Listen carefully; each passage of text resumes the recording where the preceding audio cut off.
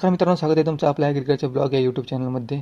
तर मित्रांनो, आजच्या व्हिडिओमध्ये आपण मिरचीची लागवड प्रक्रिया बघणार आहोत. मिरचीची लागवड महाराष्ट्रात प्रामुख्याने केली जाते. मिरची उष्ण व दमट हवामानात चांगली वाढते. मिरचीसाठी हलकी सेंद्रिय पदार्थ जमीन उपयुक्त असते.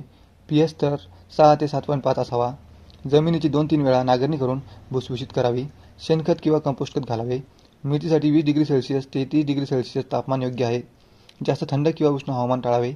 बियाणे पेरणीपूर्वी 8 ते 12 तास पाणी भिजवावे व औषधी प्रक्रिया करावी. रोपे तयार करण्यासाठी जमिनीत 1-2 सेंटीमीटर खोलवर बियाणे पेरावे. 20 ते 30 दिवसानंतर रोपे मुख्य शेतात लावावी. रोपांचे अंतर 45 ते 60 सेंटीमीटर ठेवावे.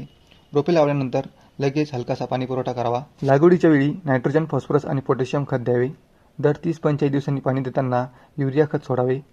थोड्या अंतराने ठिबक सिंचन करणे फायदेशीर ठरते. रोग नियंत्रणासाठी जैविक कीटकनाशक किंवा रासायनिक औषध योग्य प्रमाणात वापरावी. मिरची पिकवल्यानंतर 60 ते 70 दिवसात मिरची येते. नंतर काढणी